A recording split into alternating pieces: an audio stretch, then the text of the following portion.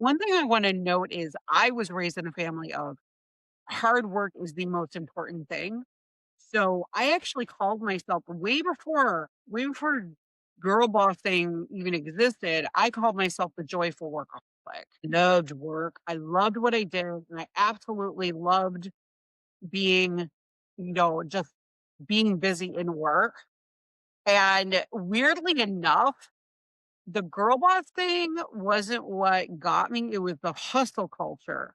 And of course, girl boss gained I think, a superficial aesthetic to the Mm, female version of hustle culture.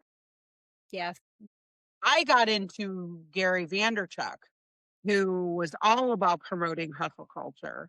And because he was a social media guy and I was in marketing and such, I read a lot of his books and things like that. But he was a big promoter of hustle culture, which came obviously around that same time. Now, that was like my journey and what I've learned in my own and I agree with you ladies. It's a very personal thing because I have ADHD. I'm like a creative.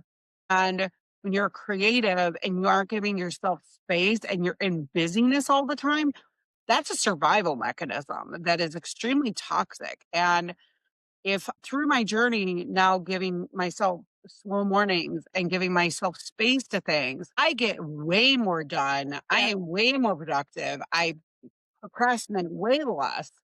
And so for me, I think there's some people, I'm not the only one, where hustle culture is not a fuel. It's literally toxic waste. Mhm. And it's something that just will never work for you.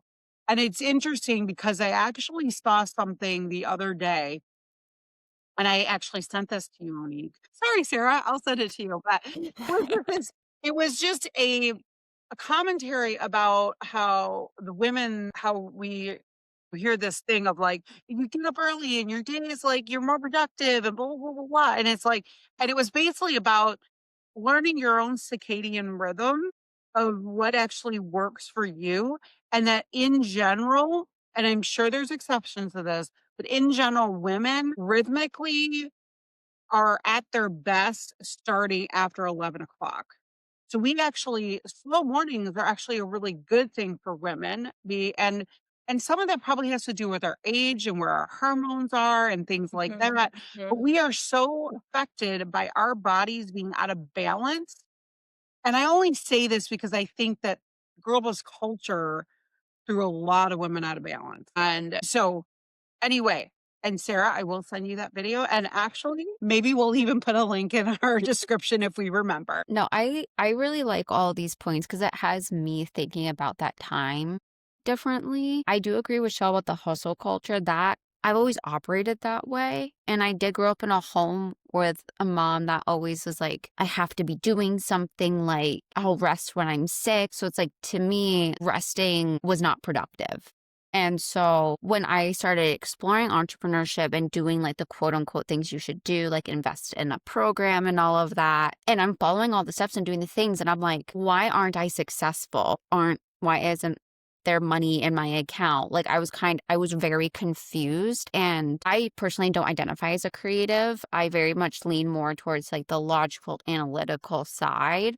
So the concept of making a business for felt easy because like you get the LLC, you get your website, you do this. I was blindsided by the personal development work. Like a good chunk of starting was doing that personal development work, which meant really unlearning a lot of the stuff that I was seeing on social media about being a girl boss and what people were saying is like what you have to do to be successful. And to me, that was having slower mornings, seeing that if I have to have a mental breakdown or go take a nap, have a snack, that stuff's productive because I will come back clearer to the situation. And it taught me that I didn't want my business to be my life. Like I wanted it to support how I wanted to live, not dictate it. And I feel like with Girl Boss or like even like Leela Hermosi, I feel like would be a good girl boss. It's like you work all the time, you're compact. And it's like, that's what she wants to do because it feels good to her and she has certain goals. But I don't need to operate the same way as she does in order to be successful.